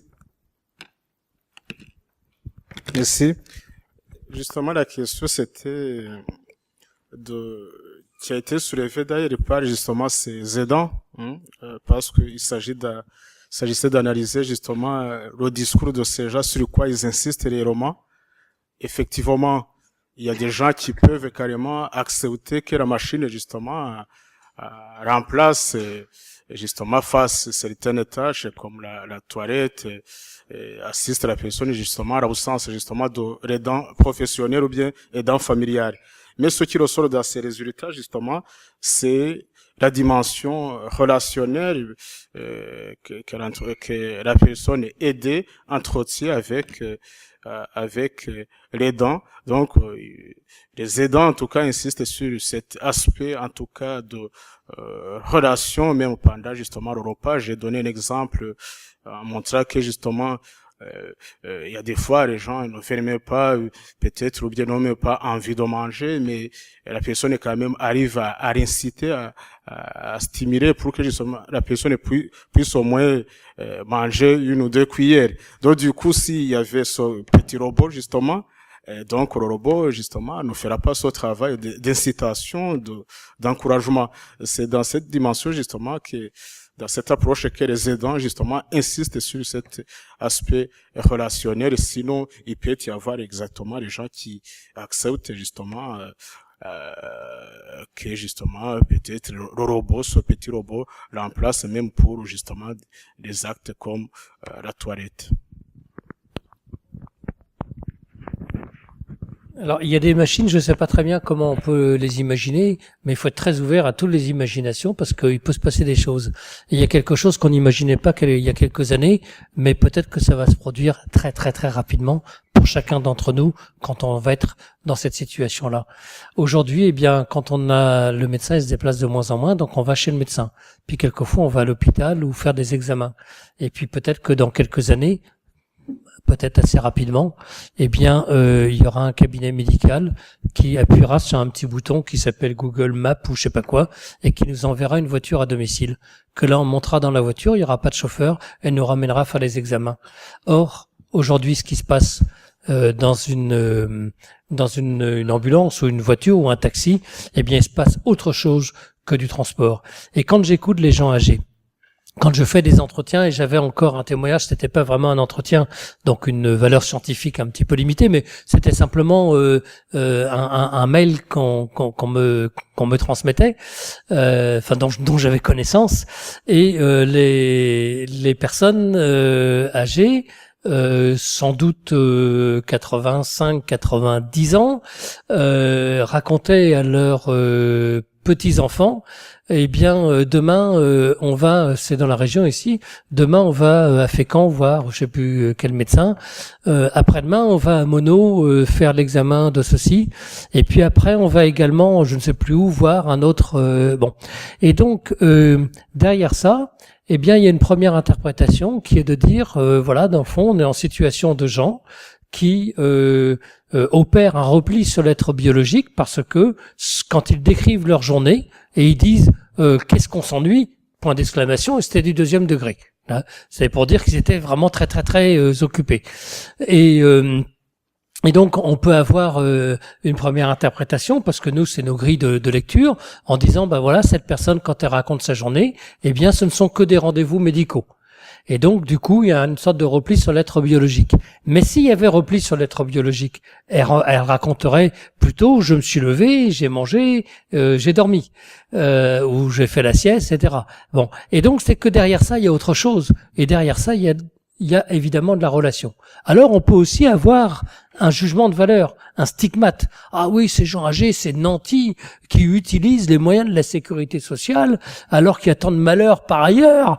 Bon, bah oui, mais si le besoin c'est de la relation, évidemment, ça fait cher de payer un médecin pour répondre à un besoin de relation. Mais voilà, ce sont des gens qui répondent d'une certaine manière à une certaine injonction à la mobilité. Et puis en même temps, bah voilà, ce ne sont que des salaires différés puisque c'est la sécurité sociale et qui en même temps font marcher l'économie, etc. Donc, dans une posture scientifique, il faut se garder de tout jugement de valeur.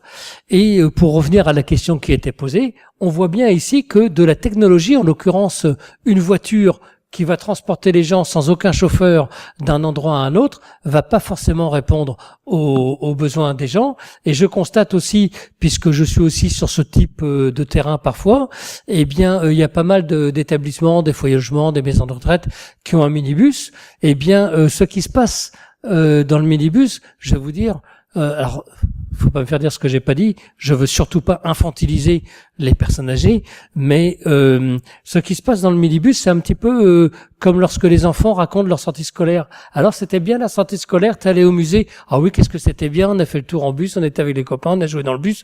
Il y a que le bus qui compte parce que c'est un lieu d'échange, etc. Eh bien, le minibus dans l'établissement, il est essentiel parce que ça va structurer aussi les relations dans l'établissement. Ça va permettre aux gens d'aller au marché. Ils n'en ont pas forcément besoin d'aller au marché puisque surtout dans les établissements qui sont en pension complète, il y a pas tous les repas sont prévus, mais ils ont envie d'aller au marché. Et donc là encore, l'outil, la machine, en l'occurrence un moyen de transport, eh bien est utile au maintien d'une relation, voire à l'établissement de nouvelles relations quand voilà, les choses se recomposent aussi de ce point de vue-là.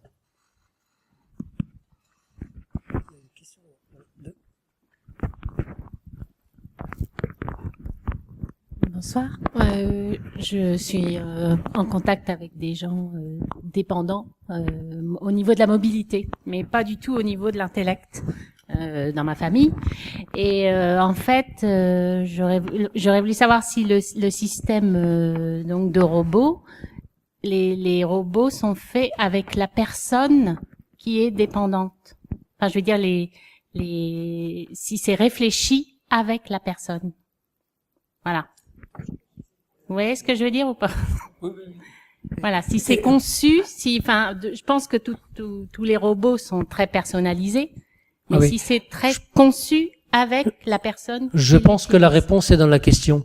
C'est-à-dire qu'en fait, je suis pas sûr parce que je connais pas du tout la manière dont les choses sont organisées après commercialement ouais. On a travaillé avec les CIGELEC, donc au niveau de la conception du robot qui n'est quand même pas aujourd'hui très très développé. Mais je dis que la réponse est dans la question parce que bien évidemment qu'avant de déposer une machine chez une personne, eh bien si on dit rien, ça va plus faire peur à la personne et donc il faut concevoir cette machine, du moins les usages, adapter cette machine, pas adapter la personne, mais adapter cette machine à la personne. Je vais vous donner un autre exemple. Il s'agit pas d'un robot, il s'agit d'une domotique courante.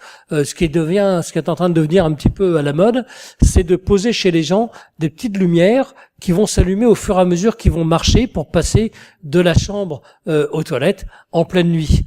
Mais excusez-moi, mais je suis un peu direct là, c'est absurde. Parce que la personne, elle est en pleine nuit, elle connaît sa maison par cœur, elle y va comme ça, j'allais dire en aveugle, elle voit pas, mais elle connaît parfaitement son lieu, elle connaît vaguement les lueurs du réverbère la nuit qui va éclairer à tel moment. Et j'ai été témoin. On m'a témoigné d'une situation comme ça où la personne avait été prise de panique parce qu'elle croyait qu'il y avait un voleur dans la maison, parce que les lumières s'amusaient au fur et à mesure qu'elle avance. Donc typiquement, il y a des situations, des solutions techniques qui sont peut-être idéales en soi, qui peuvent correspondre à un vrai besoin, mais qui sont effectivement les plus mauvaises solutions si elles n'ont pas été pensées par la personne. Ou au moins avec la personne. Donc votre question est tout à fait pertinente. Dans les recommandations qui sont à faire pour le robot Nao, mais pour tout dans la vie, eh bien, c'est de concevoir toutes les solutions techniques ou les solutions humaines avec la personne et que ça émane en fin de compte, de sa propre demande. Et d'une collaboration. Et d'une collaboration. Et du coup, je me permets, mais je veux absolument que vous puissiez poser les questions. Je vais vous donner un autre témoignage professionnel auquel j'ai été confronté dans une vie antérieure, quand j'étais sur le terrain, quand j'étais responsable de coordonnateur. On disait pas clic à l'époque. Et un jour, j'ai une personne qui vient me voir, qui était la fille d'une personne âgée à qui on avait donné des heures d'aide ménagère, qui elle-même était déjà assez âgée, je le dis en toute simplicité aujourd'hui, parce que c'était la fille et je pense qu'elle devait avoir à peu près l'âge que j'ai aujourd'hui. Mais donc, elle vient me voir dans mon bureau, elle dit oui, vous m'avez donné l'aide ménagère, mais vous savez, ma mère ça va pas mieux. J'ai dit bah oui, habituellement c'est souvent comme ça que ça se passe, mais vous aviez une question à me poser. Et à ce moment-là, elle se penche sur mon bureau devant moi et elle me dit: vous auriez une bonne maison de retraite? Alors moi, un bon travailleur social, enfin j'étais et en responsabilité, mais j'avais ma liste, mes fiches d'établissements sur l'ensemble de la région, et puis j'avais évidemment mon point de vue, enfin qui n'était que mon point de vue, parfois très objectivé, puis parfois un point de vue comme ça, voilà. Je savais que dans tel établissement, le gériatre était super bien, tel autre, il y avait de l'animation, tel autre, il y avait un accueil, je sais pas, la restauration, enfin j'avais mon point de vue sur tous les établissements. Et au lieu de lui dire voilà mes fiches et puis voilà le meilleur, je lui dis mais c'est quoi pour vous un bon établissement? Et la dame elle m'a dit en fait je voudrais que ma mère elle aille là où il y a ma nounou. Et là je me suis dit c'est moi qui suis Alzheimer, c'est elle qui a Alzheimer, qu'est-ce qui se passe là? J'ai donc vous pouvez m'expliquer? Oui, parce que en fait, ma nounou, c'était ma nounou quand j'étais petite, et c'était la voisine de ma mère. C'était notre voisine. Et puis elle s'est occupée de moi, mais c'est la meilleure copine de ma mère. Et donc elle est à Saint-Joseph. Et en fait, je voudrais bien que ma mère elle aille à Saint-Joseph parce que vraiment elles sont restées copines. Alors pour moi, la maison de retraite Saint-Joseph de l'époque, j'ai tout ça en tête, eh bien, c'était pas forcément la meilleure, mais ça devenait objectivement la meilleure parce qu'il y avait la copine. Et donc, effectivement, ce qui est le meilleur pensé pour le professionnel, je crois que j'avais eu raison de dire c'est quoi pour vous une bonne maison de retraite, parce qu'on est arrivé à cette solution-là. Et donc, je dis allez vite à Saint-Joseph, allez vous inscrire votre mère. Moi, entre deux, j'ai appelé la directrice et je lui ai dit tiens en fait il y a une personne, tu sais, c'est vraiment intéressant parce qu'il y a un projet de vie sociale qui est simplement une ancienne relation de voisinage et donc s'il peut y avoir une place, et le bonheur c'est que 15 jours après il y a eu un logement qui s'est libéré. J'allais dire le bonheur, non, il y a eu un décès, enfin bon voilà, hein, mais il y a eu un logement qui s'est libéré, disons les choses positivement, et qui était justement à l'étage où se trouvait, bon voilà. Donc voilà. Donc ce que je veux dire, c'est que pour la machine, comme pour tout un tas d'autres décisions, eh bien la meilleure décision n'est pas forcément celle que pense le professionnel, pense celui qui a conçu le robot, pense celui qui va proposer le robot un petit peu partout, ou le système de téléalarme ou de je ne sais, eh bien la meilleure solution, c'est toujours celle qui a été pas acceptée, mais pensée et en fin de compte demandée par la personne. Quelquefois, rien n'est plus humiliant et inefficace que d'aider, que de rendre un service à une personne qui ne l'a pas demandé. Et donc, votre question est tout à fait pertinente, ça va être une règle générale. Voilà. Merci pour cette présentation. J'avais 2 questions pour vous. La première, c'est nous, en tant qu'enfants, comment est-ce qu'on fait pour aborder ces discussions avec nos parents? Parce que ce sont pas des discussions faciles et en général, ils veulent toujours remettre ce genre de discussion à plus tard. La deuxième question, c'est si l'un de vos parents est veuf, et donc en général, quand les parents deviennent plus âgés, ils ont une tendance à se replier sur eux-mêmes et avoir moins envie de sortir. Vous avez souligné dans votre présentation l'importance du lien social, l'importance du relationnel. Donc, comment est-ce que vous faites, vous, en tant qu'enfant, de manière à toujours encourager vos parents à avoir un lien relationnel, alors que vous, à cause de votre profession, vous vivez pas à 10 minutes en voiture? On sent la culpabilité de la soucieuse de solidarité, et c'est très bien. Et puis, vous n'êtes pas toute seule, on est tous pareils. Voilà. Et puis, vous me posiez la question en tant que chercheur, mais vous savez, je suis comme tout le monde, moi aussi j'ai des parents âgés, et voilà. Donc, voilà. Et puis, quelquefois, c'est le cordonnier le plus mal chaussé, et je vais vous dire, effectivement, comment peut-être pas aborder la situation avec ses propres parents, mais comment saisir des opportunités pour l'aborder.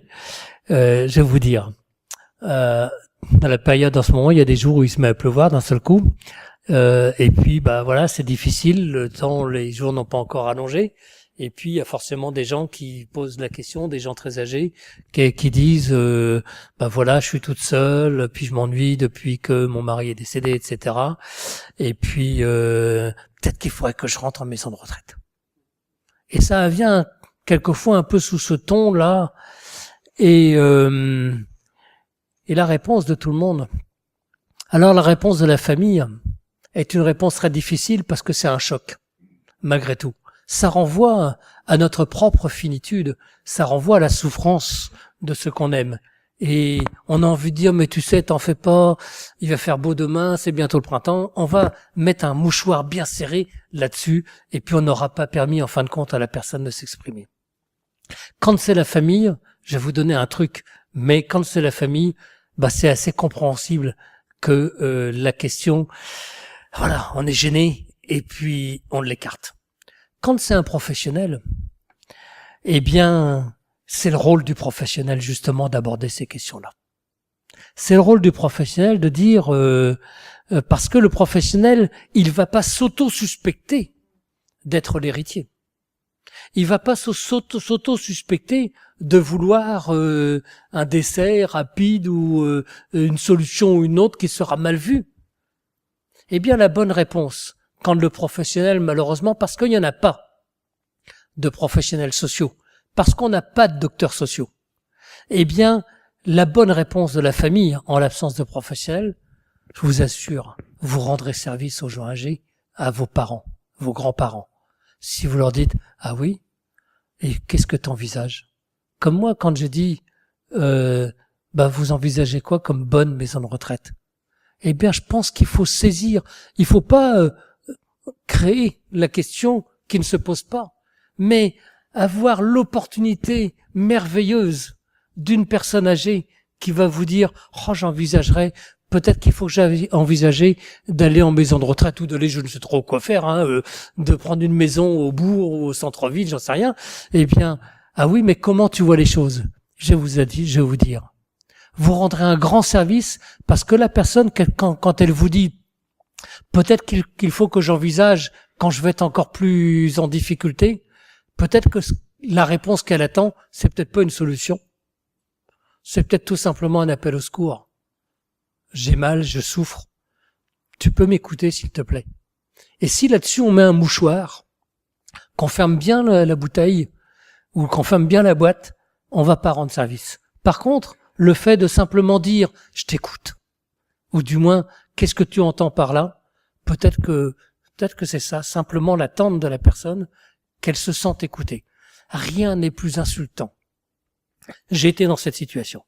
Rien n'est plus insultant de dire à un mourant « t'en fais pas, on se voit demain », alors qu'on sait très bien qu'il passera pas la nuit. Alors que la personne qui appelle au secours comme ça, qui appelle au secours pas forcément en disant au secours, mais en disant, en demandant de rester près de lui, eh bien, parce que c'était un monsieur en l'occurrence, eh bien, il faut répondre à sa demande, là encore, de relations, de sécurisation, etc. C'est peut-être tout simplement ça. Et puis, techniquement, si vous répondez à la personne aimée que, qu'est-ce que t'envisages, qu'est-ce que t'as pensé quelquefois à des solutions, vous allez découvrir que les gens âgés directement concernés, ils ont pensé bien sûr à plein de solutions. Ils l'ont envisagé. Souvent, ils ont envisagé ça. Et du coup, vous l'aurez sécurisé, vous aurez répondu à la confiance qu'elle vous fait en vous posant la question. Mais en plus, techniquement, en sortant, vous allez vous précipiter sur un petit papier et un bout de crayon pour écrire tout ce qu'elle vous aura dit. Parce qu'elle vous aura dit, moi en fait je voudrais aller à Saint-Joseph ou je voudrais telle ou telle solution, ou je veux absolument pas aller dans tel établissement, ou je veux mourir chez moi, je veux pas rester, je veux surtout pas aller dans un établissement, peu importe la solution, mais vous allez l'écrire et puis vous allez échanger avec d'autres personnes qui peuvent être l'aide à domicile, qui peuvent être le médecin, qui peuvent être la famille, les autres personnes. Faut pas rester tout seul, faut jamais rester tout seul, et du coup vous serez pas tout seul à gérer le problème. Mais faisons confiance à la parole des gens et allons lire le deuxième degré qui a derrière une parole en apparence anodine et qui en l'occurrence vous fait souffrir alors qu'en fait vous feriez souffrir en ne répondant pas. Après, quelquefois on a l'astuce, on a la technique, on a des moyens de faire parler sans que la personne parle.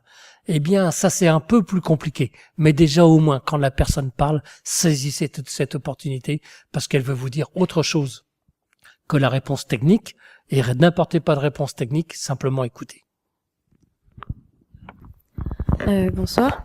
Quand vous avez parlé du projet Koala, j'ai eu l'impression que ce projet était surtout tourné autour des accessible aux services hospitaliers, mais pas vraiment accessible aux personnes qui seraient seules chez elles, qui n'auraient pas de famille pour financer ce dispositif, qui par exemple n'ont pas envie d'être en centre hospitalier et qui veulent rester chez elles parce qu'elles se sentent encore assez capables de faire des choses et qui n'ont pas les moyens financiers de se procurer ce genre de matériel. Et j'aimerais savoir si dans le cadre de votre étude, vous avez constaté que le dispositif pouvait s'élargir aux particuliers ou s'il existe des aides pour se procurer ce genre de matériel. Merci. Justement, au départ, le projet, au fait, l'école d'ingénieurs est CGREC, et puis les partenaires, j'ai pas eu le temps de les citer. Il y a davantage, justement, des hôpitaux et des centres spécialisés, justement, pour le handicap. Mais dans la perspective, justement, l'idée au départ, parce que les premiers scénarios, je crois, ont été initiés, sinon testés même dans un hôpital en Angleterre, pour voir justement ce que ça peut donner en termes justement de faisabilité ou bien sinon de mise en place justement de finalisation de ces scénarios. Et puis dans le projet justement, il y avait l'idée justement d'élargir ce projet justement vers les gens à domicile. Justement, c'est pour cela que nous avons voulu justement avoir les représentations des gens qui vont en avoir besoin. Effectivement, la question que vous soulignez entre-temps aussi, la question d'accessibilité, de financement a été effectivement soulevée même dans les entretiens. Oui, on aimerait bien avoir justement ce type de dispositif pour ma mère, pour justement pour le centre même, parce qu'on a été dans les foyers logement. Mais la question qui se pose est comment ça va se financer, parce que c'est pas tout le monde justement qui va devoir justement accéder facilement à ce type d'outils technologiques. Justement, la question de la fracture même, d'inégalité face à ces usages va en tout cas s'opposer. Donc jusque-là, puisque il s'agissait de la question du scénario de mise en place, c'est certainement que dans un premier temps, ça va être utilisé dans des services spéciaux comme les hôpitaux ou des centres spécialisés, mais certainement que ça va pas tarder pour justement s'élargir vers des populations ou bien des privés.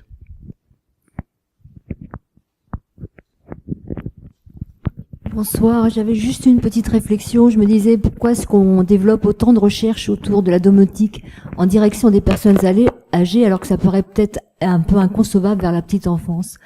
On n'imagine pas qu'un enfant, effectivement, soit effectivement pris en charge par un robot, voire le plus sophistiqué, voire éventuellement à mettre certaines applications. Alors peut-être qu'il y a des évolutions de réflexion, mais moi, dans ma représentation, j'ai le sentiment, en plus en ayant travaillé dans un CCS, effectivement qu'on s'interroge beaucoup sur la place que peut occuper aujourd'hui le progrès, les nouvelles technologies, la domotique pour la personne âgée. C'est pas forcément une interrogation qu'on a pour la petite enfance. Donc est-ce qu'on serait beaucoup moins intentionné envers nos personnes âgées qu'envers nos enfants ou nos petits-enfants? C'est une réflexion suite à tout ce qui s'est dit ce soir.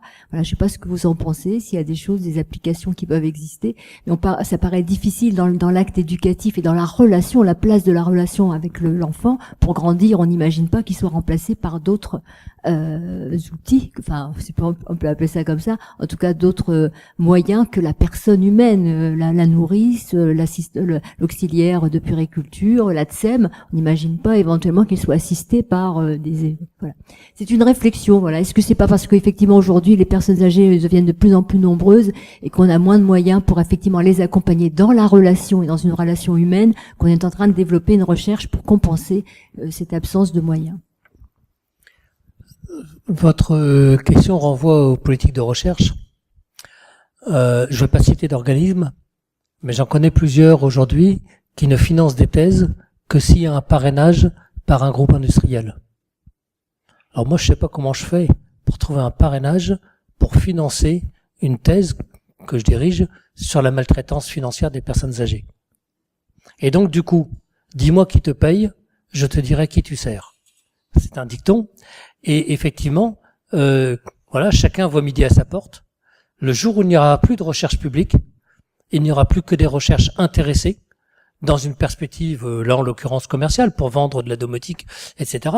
Pourquoi pas? Mais il faut maintenir cette recherche désintéressée. D'une part parce que voilà, on a l'électricité, on l'a inventée, c'est pas en perfectionnement la recherche sur la bougie, hein. Et donc c'est en faisant de la recherche pour rien. Voilà, on a inventé des choses, on a découvert des choses pour rien, ça servait à rien.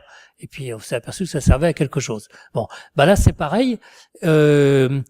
Il faut garder ces politiques de recherche publiques qui ne seront jamais financées par des entreprises industrielles. Les travaux d'Emmanuel Nyonsaba sur le vieillissement dans les pays du Sud, eh bien, sont bien utiles.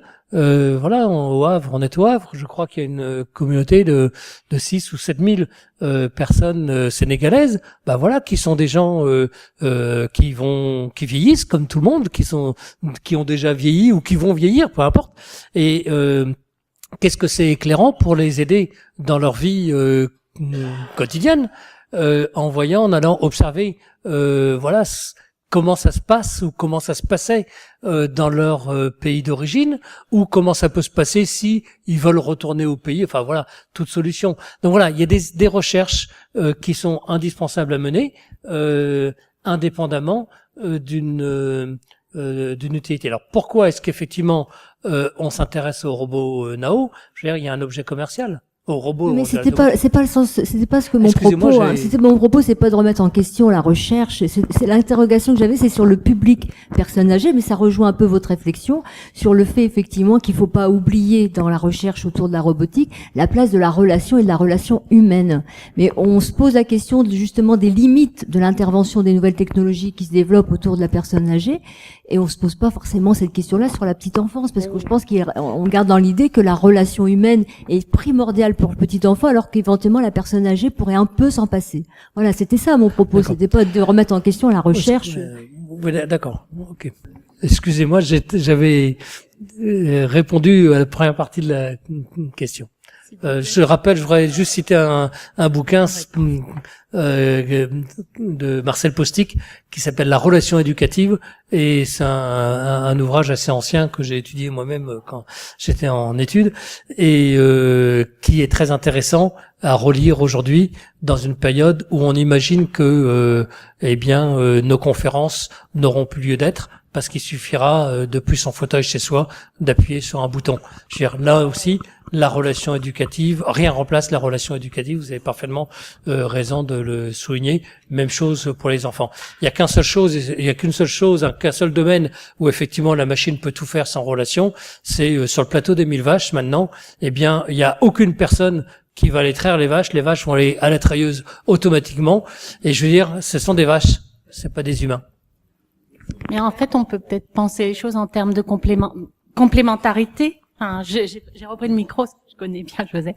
Et en fait, voilà. Et en fait, enfin moi, ça me semble important de penser les choses en termes de complémentarité et de recherche d'autonomie, parce que l'aide, c'est des fois embêtant, humiliant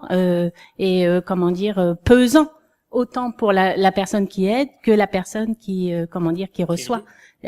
Quelqu'un qui est tout le temps aidé, au bout d'un moment, on peut plus, quoi. Et en fait, donc, je pense que il faut vraiment penser cette recherche en robotique ou en télématique dans la recherche d'autonomie, d'une partie au moins d'autonomie. Voilà. Enfin, moi, ça me semble clair. Enfin, dans les enquêtes que j'ai pu faire, je pose souvent la question sur les stratégies de gestion du vieillissement. Est-ce que vous envisagez d'aller vivre en maison de retraite? Ah non, pas question, je veux rester chez moi. Est-ce que vous envisagez d'avoir des services à domicile, des gens qui viennent vous aider en cas de dépendance? Ah non, pas question. Moi, je suis autonome, je veux personne. Donc, on interprète comme on veut. La personne, elle est contre le maintien à domicile, ou elle est contre l'établissement, ou contre les deux. Et donc, effectivement, ça renvoie bien effectivement à votre observation que être aidé, c'est pas toujours facile. Et donc, faut tenir compte de ça. Et donc, oui, il faut pas rejeter la machine. La télé-alarme ou la télé-relation ou tout un tas d'autres machines sont bigrement utiles. Franchement, il y a beaucoup d'entre nous qui va arrêter de se servir de sa machine à laver pour aller au lavoir, surtout avec le temps qu'il fait en ce moment. Donc voilà, la machine, moi je vais pas trop en parler, je m'en sers pas beaucoup, mais bon, je devrais faire un peu plus. Mais ce que je veux dire, c'est que il s'agit pas de rejeter la machine. Je vais repartir chez moi tout à l'heure en voiture, et donc, mais simplement de se dire dans le fond, quel usage on en a, dans quelle perspective, et pour quelle société, et pour quelle vie sociale. Voilà, c'est des questions en fin de compte simples, et surtout se garder d'avoir une vérité d'un seul coup. On a un remède miracle, c'est très très bien, et puis on s'aperçoit qu'après il convient pas. D'où effectivement la méthode aussi associée les personnes. Oui, bonsoir. Juste un petit mot pour rebondir sur ce que Madame disait. Le robot existe déjà, il est intégré dans la déficience intellectuelle sur le Havre, dans des établissements. Il est déjà en service et il donne grande satisfaction parce que justement dans l'autisme, par exemple, ou dans le polyhandicap, où c'est compliqué d'intervenir au niveau humain chez ces enfants-là. Le robot fait des choses extraordinaires et on a des progressions chez les enfants dans les apprentissages, etc., qui sont vraiment au point.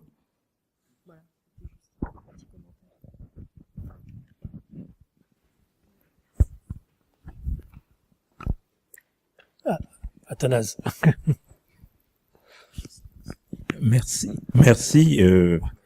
J'ai suivi avec beaucoup d'intérêt ces deux interventions et nos débats jusque-là. Mais je suis surpris de voir que nous n'avons pas utilisé le mot aimer. Paradoxalement. Et du coup, si on envoie comme un message à nous tous, chacun, tout seul, le mot aimer, immédiatement, on est énervé. Parce qu'on n'aime que si on aime quelqu'un. Je n'ai pas dit désirer. Or, le robot, on peut le désirer.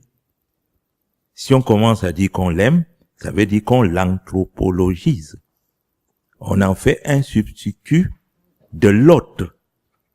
Et paradoxalement, puisque Emmanuel est là, et je lui rappellerai que dans ma langue maternelle, on ne sait pas compter le 1. Impossible de dire 1. On dit toujours l'autre. En voici un autre. Pour dire un, on vous dit en voici un autre. Est-ce que justement, au fond de cette question que vous venez de soulever, le fait qu'on ait des moments de faiblesse, soit comme enfant, soit comme personne âgée, ne sont pas des moments critiques où penser l'autre comme terme de notre amour ou de notre désamour, c'est le cas aussi, serait au cœur de l'utilité que nous donnons à notre être là.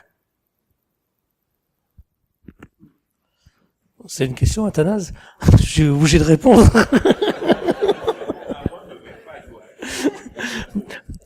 Donc merci de l'avoir posé. Ça me fait penser que j'ai pas fini de répondre à une autre question. Vous aviez deux questions. Je trouve le moyen. Et donc oui, je voulais dire aussi ce que vous aviez. Voilà, comment aborder les questions aussi.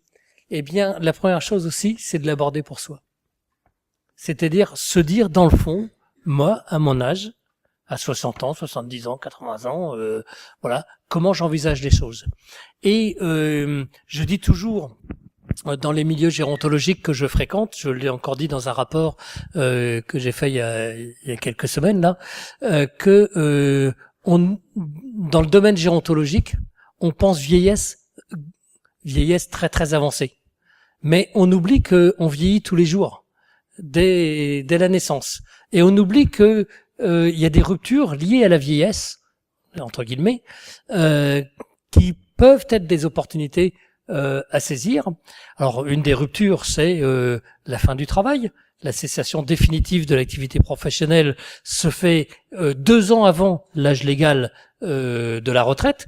Donc, on veut continuer, prolonger encore l'âge de la retraite, mais on va ne faire que prolonger la période de chômage. Là, on a une période de rupture. Puis, on a une autre période de rupture, c'est quand, effectivement, les enfants doivent accompagner leurs parents dans une difficulté. Et là, il faut saisir aussi l'opportunité et dire qui sont souvent des jeunes retraités, parce que voilà, des parents qui ont 85, 90 ans, les enfants sont souvent déjà en retraite, ou peu importe leur âge et leur statut d'ailleurs.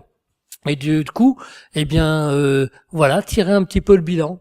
Voilà. Et vous, comment, pour vous, au regard de votre expérience, de l'accompagnement de votre maman âgée ou de votre père âgé, eh bien, comment vous voyez les choses pour vous? Et si 30 ans en avant, on est capable de se projeter en se disant, dans le fond, qu'est-ce que je vais faire? Est-ce que je vais rester au 3e étage sans ascenseur? J'ai rencontré comme ça un témoignage dans une thèse dont j'étais dans le jury, où la doctorante, bien pour faire ses enquêtes, s'avait recrutée comme aide à domicile, auxiliaire de vie, et elle avait rencontré une personne qui était amputée des 2 jambes au 3e étage sans ascenseur, qui n'était pas sorti de chez lui. C'était un monsieur depuis 15 ans.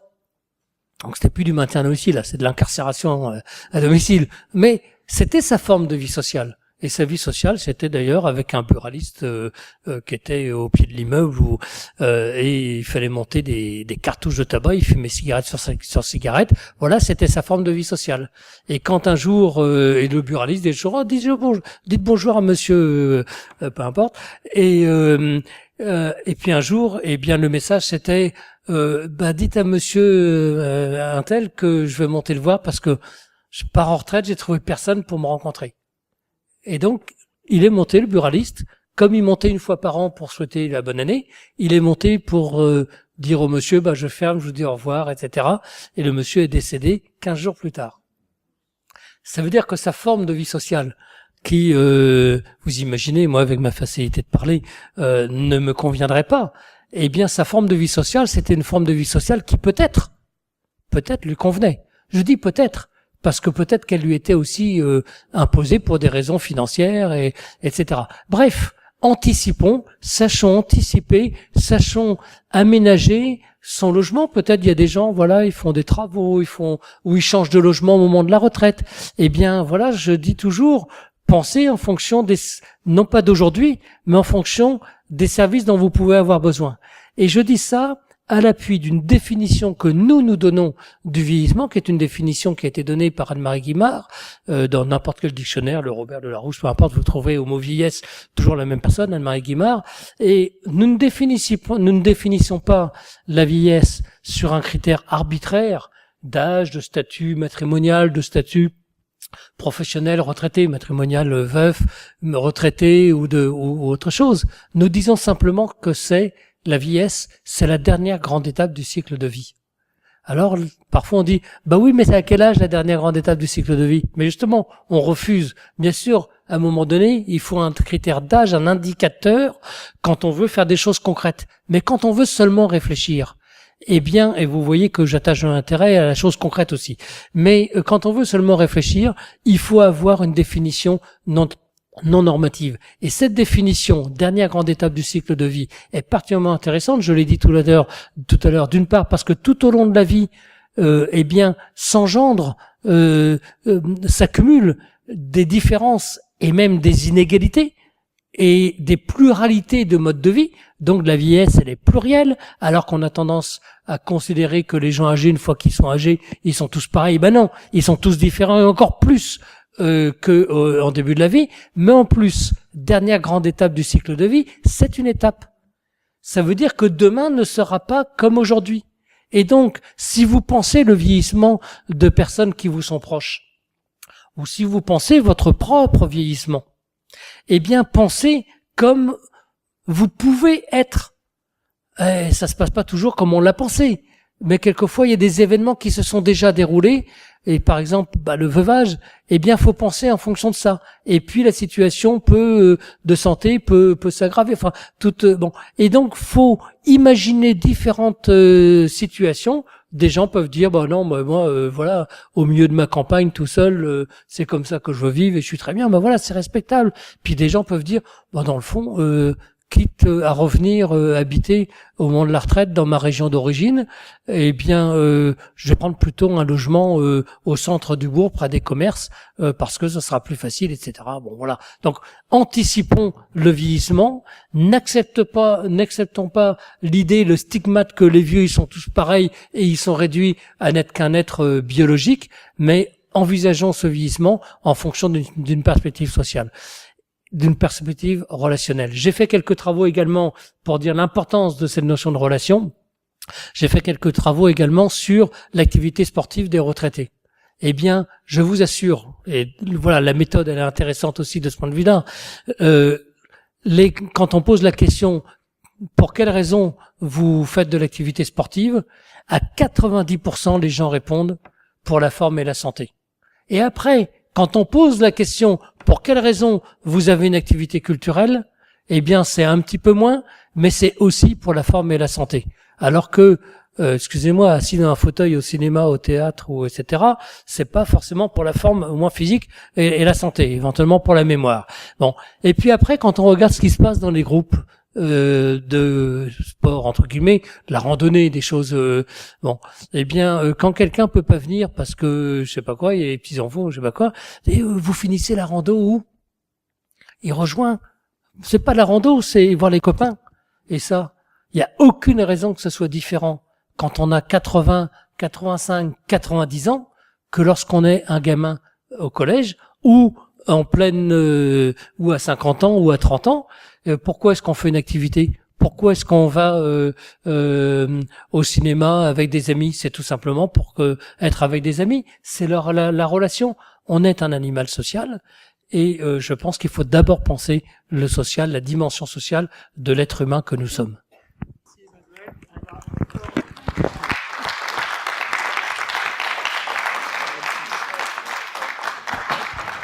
Merci à l'Université populaire de nous avoir accueillis.